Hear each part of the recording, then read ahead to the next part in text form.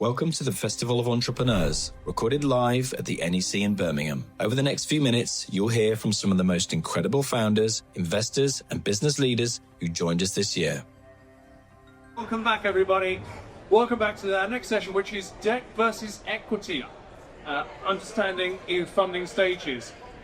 In this session, we're going to be talking about how to decide between debt and equity, or perhaps Andrea's patchwork equivalent of the two, which we discussed in the last session.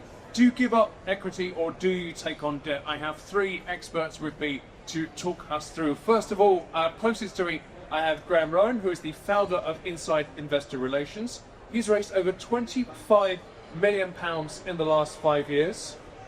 I'm glad you're nodding. It means that I've got this right. Next to him, we have Jonathan Day, who is investment manager at FSE Group, a qualified corporate solicitor specializing in venture capital transactions. That's Jonathan.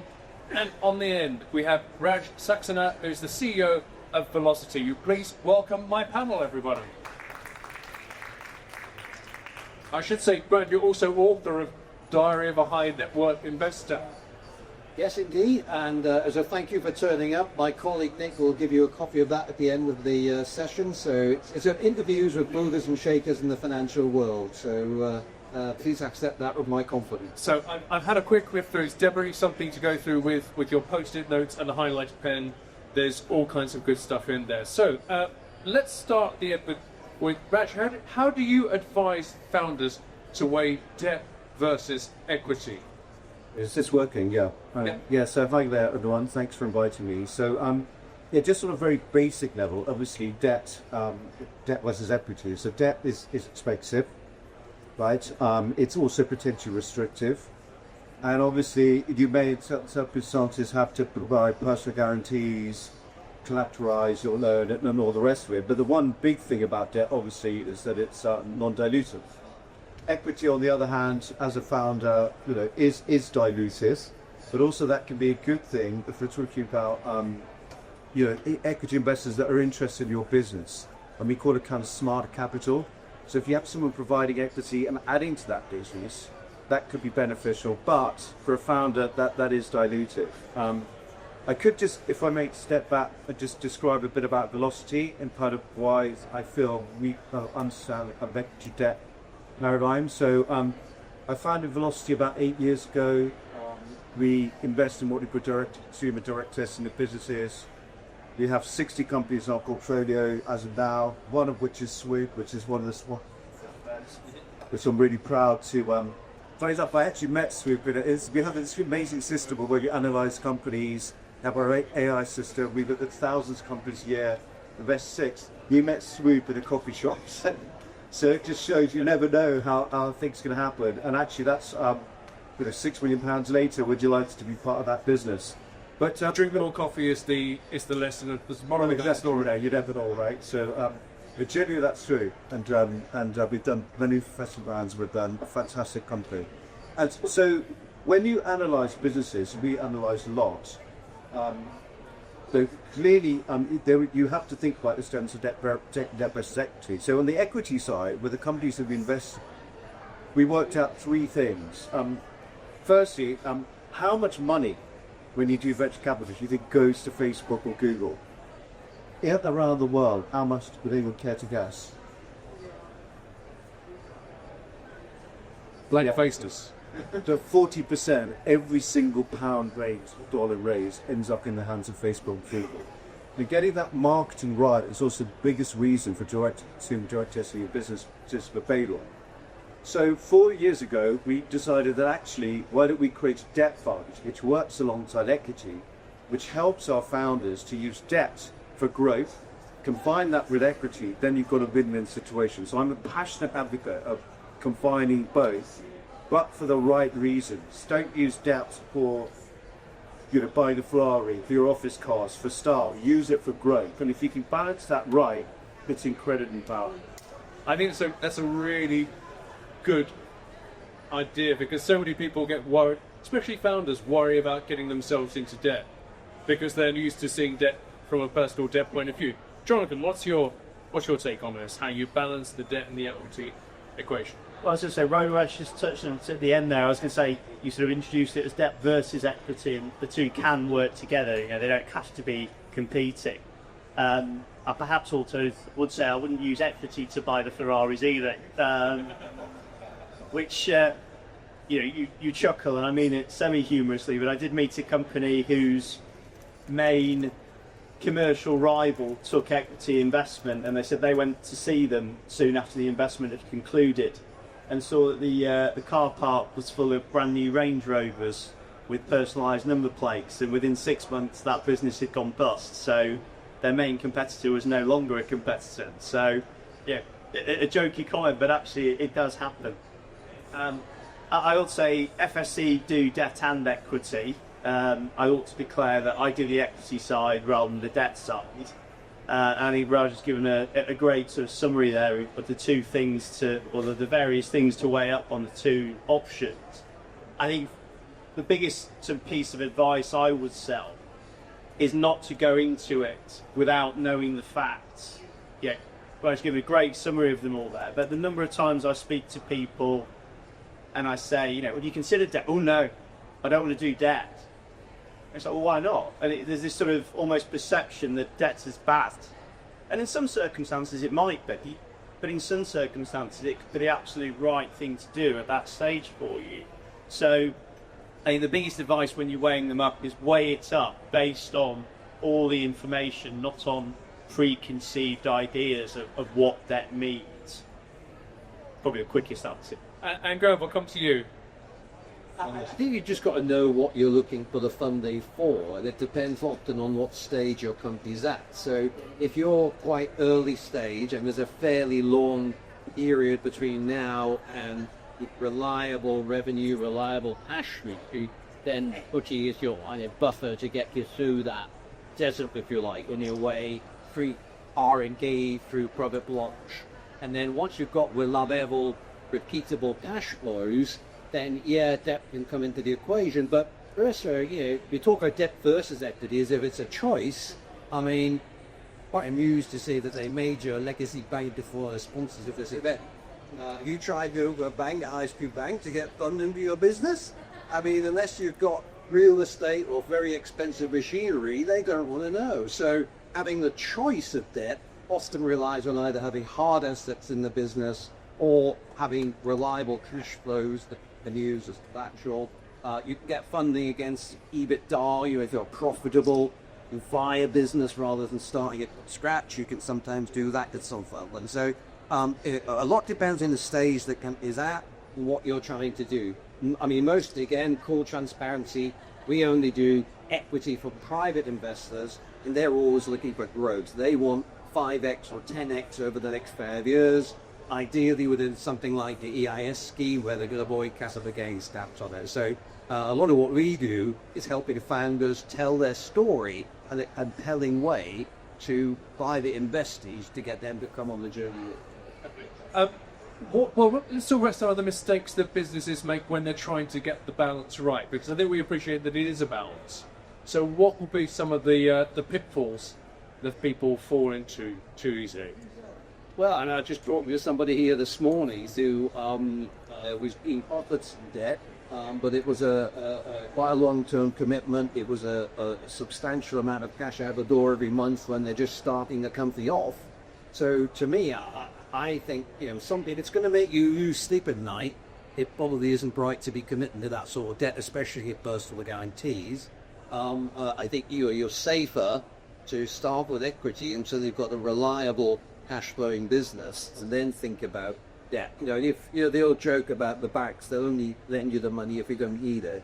Well, I think to some extent you need to have an attitude that says, I'm only going to lend money when I've got a reliable cash flowing business, and I can sleep at night taking that debt on. I know how I'm going to use it to grow the business, without too much dilution and further equity. But the challenge often is to get the valuation right. So sometimes we work with convertible loan notes, for example, rather than pure equity. And that's a bit like an insurance policy for an investor. If they're not sure how much your business is worth today, they can put in a convertible loan note and then that match in 2 years' time, get a discount against what the valuation is at that point when they've seen how you delivered on your business path. So, and even earlier than that, there are things called safe notes, those simple agreement for future equity. If you can't get to a valuation, you can get some money in, and then they can actually convert that to equity at some point in the future. So I would say don't be too quick to rush into debt until you've proven the business model and you've got reliable cash flow. But is there not a bit of a chicken and an egg thing where you can't get an investor in because they say, God, these people can't even get a loan? And No, I don't think so. I think if you tell your story and your vision in a compelling way, and you are a professional storyteller, you know this. It's all about, with private individuals, all about psychology. It's there's always a three questions playing in their mind in a constant loop. Do I like you, and I trust you with my money, and do I think you're going to develop? And if you can convince them of that on the way you tell your story, then you can. I mean, we've raised £5-6 million for one company, just can private invest. But we often do it a series of raises at higher enterprise values as the story gets stronger and they deliver real growth. But a lot of the companies we work with are completely debt-free, and most private investors see that as a positive. okay, thank you. Jonathan, what about you? What mistakes have you seen? I think I'll just quickly touch on the point Graham made there and you picked up on, and then I will answer that question, which is, I think equity investors at an early stage are not put off by a company not having debt in it, because we very much expect that an early stage business that might be post revenue but isn't yet profitable won't get debt into it. It's just not ready for it. So not having debt is not a bad thing from an equity investment perspective. I think from the point of view of the original question, sorry, coming back to that, what mistakes do people make? It sound like slightly repeating myself, but not going into the decision fully armed. Graham touched there, while we're in a Barclays sponsored event about standard banks who will only lend if you've got assets, you've got revenue streams, you've got profitability. There are a lot of other alternative funders who will lend on a projection-led basis. They're not looking at what you've done historically. They'll look at what you're going to do. They won't necessarily believe it. They'll question you on it. They'll dig into it like an equity investor will. But they will lend on what is going to happen with that money, the impact that money can make to your business. They will be prepared to do it. Now, FSC do that, but if you go onto the British Business Bank website, they've got a long list of other funders who do that sort of projection-led funding. So knowing what the terms are of equity, what the terms are of debt, but also where you can get those from at the stage you're at. And the biggest mistake in raising debt or equity that I see, and I don't know if you see it as well, is not raising enough. There's always, your revenue won't be as good as you expect, your costs will be higher, your runway will be shorter. So raise more than you think. Rajeev, you gave the tiniest nod to that. I'm never playing slightly yes and no, actually. Never playing totally with you, but what are you? What's your response? On the equity side, so I think just talking about equity, if some of your founders are thinking about finding a company, first and foremost, you probably go to friends and family to kind of get some money in the business, and you raise money, and that's probably the best thing to do. And then at the second stage, when hopefully you've got a proof of concept, you determine that you do actually have a business, you understand what the target market is, that's the point at which you should start coming to funds like mine. And the one thing I will tell you is the valuation your family came in at may be the one that I could accept from our business, because we will look at it on very much a professional basis. Now, I think yes and no to your point about raising more money, because and I agree with that. You should always you can overestimate what you think you might achieve quite often. But then the story does become about dilution, because as a founder, you're probably going to go to 5 or 6 rounds, hopefully up to Series B, Series C if you're really, really good at what you do, and then you've got to work out what you're going to be left with at the end of that. And if you're talking about 5 different funding rounds, you could end up from having had 100% to having less than 20. So you need to balance how you manage your dilution. And we have 2 approaches. One could be what you correctly said, get a big lump of cash. Raising money is a pain in the arse. It takes a lot of your time. For every, you'll need to probably talk to at least hundreds of people before you get one yes from a professional investor. The other way, which I personally also quite like with the companies we back, is once you get a fund like mine involved, as long as you've got your milestones, we will keep investing with you and get you co-investment. So Swoop again is a great case in point. I think we've done 6 rounds with Swoop, and that also means that as you grow as a business, your enterprise value of your business will grow, which means you'll dilute less. So if you can get that kind of marriage of getting the right equity partner that wants you to grow, helps you to grow, combine that with debt for growth capital, then you've got something very powerful. Just one thing, one analysis we did, because we have a debt company called Juice, so I think we're also speaking somewhere here, and Juice is exactly that. It's filling a gap that banks don't lend to. It's a £22 billion gap to the SME lending market, and it looks at your data and forward projections. So it analyses your marginal data of CPAs or LTVs or lifetime value, and will then project what we think we can lend you and what margin benefit you'll get from that business. So if you combine the two for the right type of business, we've worked out for companies, you could end up as a founder more than double your equity stake on exit. That's important because equity is precious. Why the hell are you doing what you're doing? You're not going to make you decent money at the end of it, right? So that's for me the key balance act for those companies that was that. Great. Just one comment on the dilution side. I do think again, I think you're actually saying this, that debt becomes a better option as you go through those funding rounds. But one of the things we've done quite successfully is to get early stage private investors into the business that fund that initial launch and growth, and then an institution will come along, and what he wants to do is effectively clean up the cap table and take out the first investors, so they get an exit up for maybe 3 or 4 years, who probably are 2, 3, 4x up on it, which they're very happy with. And then the institution comes in and effectively buys their shares rather than more founder shares. So you can actually avoid some dilution by bringing in new investors that take out the early investors, and everyone's happy with that. But can I just add to that for a minute? Of course you can. I mean, to get exactly right what you just said, but to get the institutions in, you need to be looking at sort of on average a revenue around 20 million. That's kind of our benchmark that we look at. So companies that get to 10 plus, then you can start having exit discussions with larger VCs, American VCs and the like. But yeah, your job as a founder, if you really want to get to the big numbers, get to that kind of 10 million level, look to scale your business from the UK. If you have an idea like that, then that multiple benefit will be better. Again, Swoop is a business now in 6 countries, and that will help that business in terms of its EV value. But I totally agree, eventually the big guys will come in and want to clean the cap table and take those businesses on. Okay.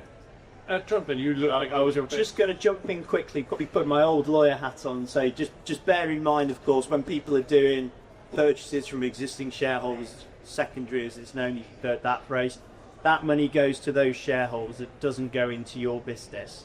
So you probably will need to do a raise from probably, you say, institution, but just, when you see a big number, bear in mind some of that will be going to the shareholders and not into your company. okay. There is an opportunity to ask questions of any of my panel, but before which is from you. So you're very welcome to ask questions. But first, one last one from me.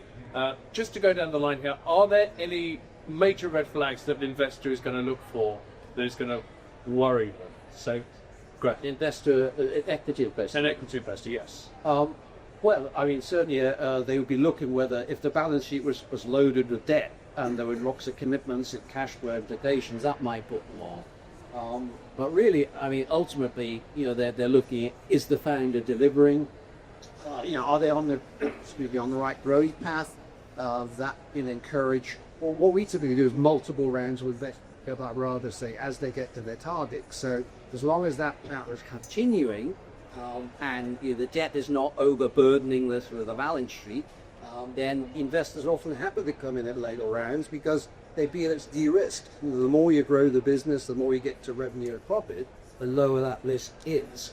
And obviously the enterprise value is going up. Well, the worst thing is kind of down round where the last round was at 50 million and now you can only sell the shares at 25 million. Obviously that's a harder settle because it doesn't look so good. Sure. What about you, Jonathan? The red flags for you? But we come in quite early, so it's hard to say a sort of specific red flag as such. I mean, there's 3 key areas that I think, nothing worth is your mouth, but you're probably later stage than we are, but the people the product and the market that product's in. And my personal view is that the earlier stage you are, the more important the people are in. You know, if Marks and Spencer's changes its chief executive, it makes a difference, but Marks and Spencer's carries on. If, you know, the startup loses its CEO, who's the founder, the brains behind it, that could be the end of the business. So I think those are the three key areas you look at. You know, within those things, there's all sorts of things, but, you know, that's a kind of half hour on its own as to what you might look at. And then putting those three things together into what the deal is, you know, as Ryan touched on, the valuation, you know, is that artificially high? Can you in any way justify it? Someone comes in going, I've got this brilliant idea, my company's worth 100 million today. You're probably not going to get much investment. That's probably the biggest red flag I see at the early stage, is unrealistic valuations. But there's a whole list of things within those sections. And Raj, anything that... Of the equity side, yeah. Yeah. So for us, you're quite right. We normally invest in companies that at least have £1 million worth of revenue, and the average is around 5 billion. And our job, as I said, is to get it to hopefully get it to 20. But we do also do. I'm sure you're aware of something called SEIS. If you're familiar with that, so we do £250,000 tickets. So we're doing 2 this week actually. And within that kind of early stage context, which maybe some of you guys are at. You know, then you're right. It is about the story. It is about the founders. The biggest reason that we've seen in very early pre-revenue companies when they go under, it's like a marriage. If the founders fall out, it's a divorce, and it's really hard to get back from a divorce. I repeat myself as well, but you know, so it's really that is a risk that you're taking as an investor for an early stage SEIS type of business. Hence, the tax relief's a lot better than an EIS type product. But on the equity side, yeah, each fund has their own criteria. We have our own scoring card system, which we look at, which measures against 6 or 7 things, all the usual things you'd expect. And yeah, you just the benefit of a professional investor is that, you know, that pegs you as a company, and then you know that you've got someone else. You get other VCs that will co-invest with you. You can be firm on the fact that this is a decent valuation, which is good for your business. The downside is that we will be tough, and valuations right now are going down and have done for the last 2 years. So you need to be open and realistic about what you think you could get. Thank you. Does anybody have any questions for the panel? I tell you what, I will come to you first. What's your name? Thank you very much, panel. I just want to know, from your years of investing, what would you say the biggest lesson or the biggest failure you've had so far? Oh, it's a good opportunity to share failures. Who would like to start? Yes, go on, Raj. Yeah, I've got loads of failures. I mean, to be honest with you, and on a personal level as well. I've set up 4 businesses myself, and, you know, one didn't work out particularly well. But yeah, I mean, typically in our portfolio, because even though a company is like still got 5 million revenue, that's still in the VC world considered to be quite high risk. There's still a lot of room for kind of enterprise value growth. So on our equity business, out of 60 companies, that's 17 have failed, and we killed them. Because the other thing is, it takes up so much time. If when you've got a problem child, if you don't feel it's working, it's not getting that month-on-month growth, then it's better to kind of call it a day and focus, and for the founder as well, focus on businesses that we think will really rock it. But yeah, there's so many. I've spent a day on telling you about all our failures, and hopefully some good ones as well, right? So we got about 20, which I'm hoping at least 5 have the potential to be unicorns. Yeah. But then again, failure is the jet fuel in the engine of innovation, isn't it? Jonathan, what about you? What's your spectacular failure? God, that's more than half an hour. The spectacular failures. I mean, I think there was an old PwC report, so something like 90% of startups fail within the first 12 months. So, you know, getting to the stage where you're getting investment itself is a success. I'll spin it and be a bit more positive. You know, I think failure is a high risk of a startup. So don't be deterred. You know, pivot, try again. I've got one guy who has been in our portfolio since 2009. When I joined FSC about 2.5 years ago, I remember the head of marketing came and goes, "Oh, you've got this company in your portfolio. They do this." And I was like, "Oh, do they?" And then I spoke to him, and he doesn't. He does something completely different, because now 16-year period, he's done 4 pivots. And I refer to him complimentarily as a cockroach, because he's been through things that would have killed any other business. You know, you would have chosen to kill it, you'd have given up. You know, Google came in, said to him, oh, we like what you do, we can do that. Google tech team went, no, we can't. It takes 2 years to build that. Google were his biggest client. 2 years after they had that meeting, Google stopped buying from him because they built what he did. That would have, yeah, if that was me, I'd probably given up and done something else. He pivoted and kept going. So I think an ability to keep going, subject to what Raj says, is about, you know, there are times where you've got to realise it's not going anywhere, but if you can keep going too. The other big thing I like to look for on a positive note is authenticity. You know, a real reason for a business being created. You know, there's a corporate finance house who are here today who actually sold one of my previous businesses, and that was set up by a lady who was a podiatrist, using products, didn't like what she was using, made her own, has grown that into a worldwide business doing products and services. So a real reason for the business being created, not a whim, I would say, is a real plus for me. Thank you, Jonathan. And Graham, you're very experienced, which means you've got a catalogue. Yeah, I think probably the biggest one, the most annoying one, was a clean energy company where they got a flying start. They were the fastest growing new energy company in the country. And the CEO, who actually came out of the corporate world rather than from an entrepreneurial background, I think essentially went to his head, the success, took his eye off the ball, started getting, he launched his own VC business, he launched a charitable foundation, he put £500,000 of the company's money into, took his eye off the ball of things like hedging their wholesale energy prices, and the whole thing collapsed to the horrible heap. And so it was such a, you know, it was right on the cusp. He had a 200 million offer, we got in at 12 million, and he just totally destroyed the piece, as he was everything in that. So, yeah, I mean, these things happen, but that was, sometimes you kind of think, okay, that was a failure to understand. This one was just so freaking annoying because he was so successful and he let the whole thing slip through his finger. There we go. It happens. Is it Sarah? Sarah, your question, please.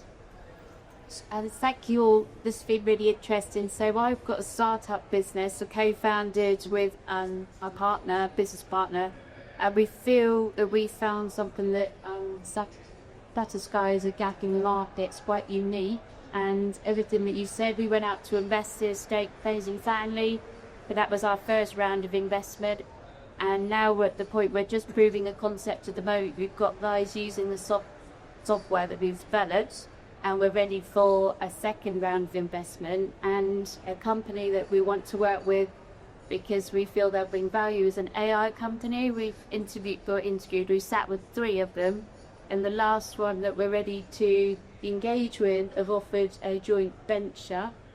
Now, what questions should I ask to them? Is there any red flags that I need to say to that one company? You know, what is there any advice you could give me? What will I ask them before we joint venture? So what, you went to them for investment and they'd come back to you and suggested a joint venture, is that what you said? No, we went to them to include processes within the business. So we are looking for AI now to get involved to make this really passive for what it is. And they come back to us and said that they want to, equity. They're happy to work with us. So we love the idea, and would we consider a joint venture and use equity? So firstly, I don't know what we should be giving away. It scares me, but what a great, I'm excited as well that they've offered that. So they obviously believe in the concept, and I just wondered if you've got any advice around that. I think you're going to have to obviously do a lot of due diligence on them in terms of what they can bring to the party. I talked earlier on about private investors, and one of the things that people like to look for is not just the money, but what can they do in terms of opening up their black book of contacts, perhaps have some expertise and so on.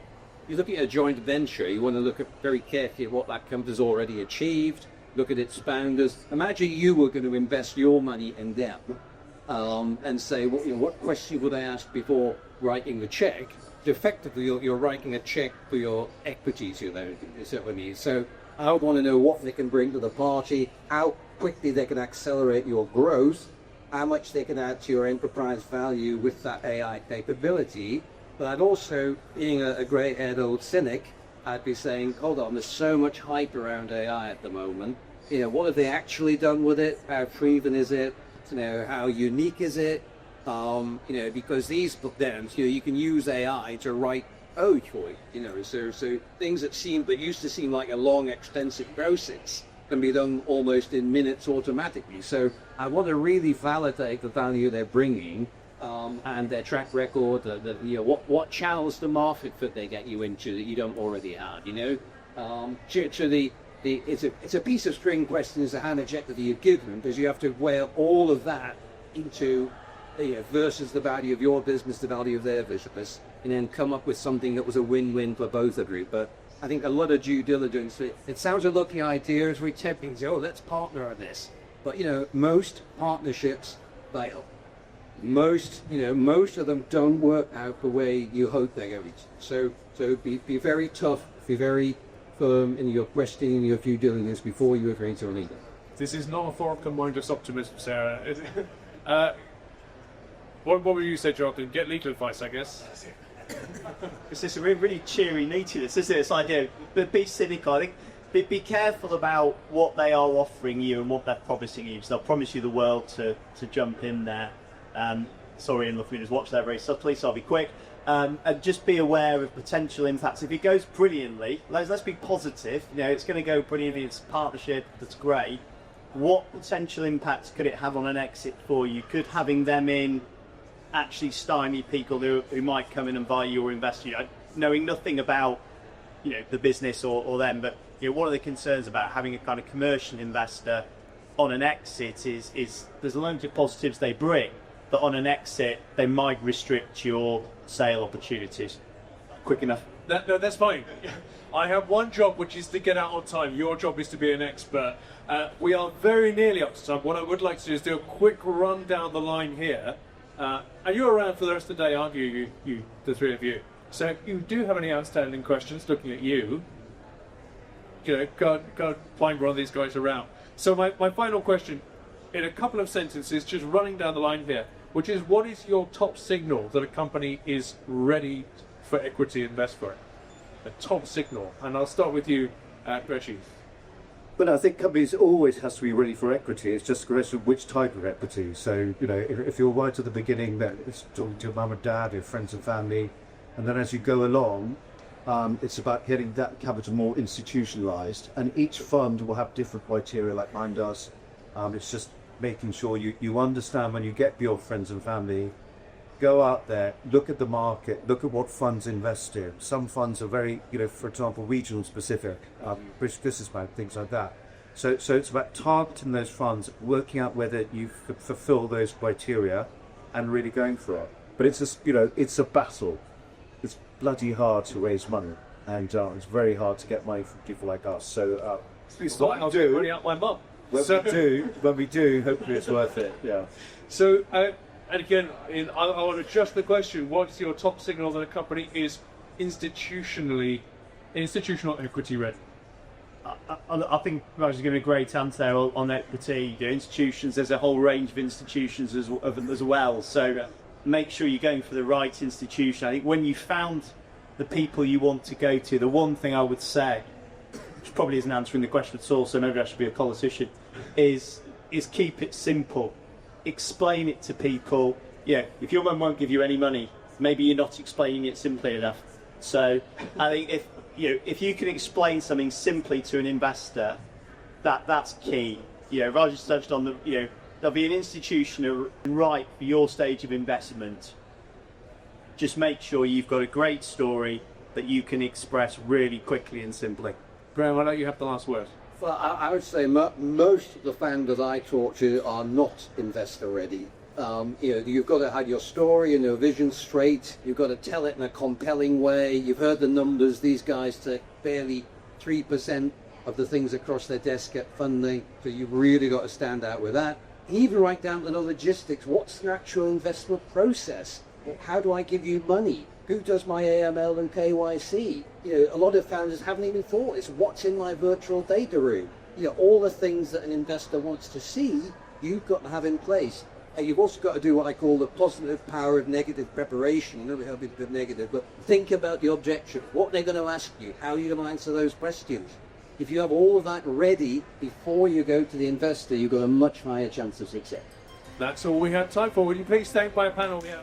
Thanks for watching this special episode from the Festival of Entrepreneurs. Our mission is simple: to help founders and business owners grow faster, think bigger, and take action. And if you were part of the event, thank you for joining us and being part of the community. And if you missed it, don't worry. We'll be back with even more ideas, inspiration, and opportunities to help you take your business to the next level. You can find out more and register for future events at festivalofentrepreneurs.co.uk.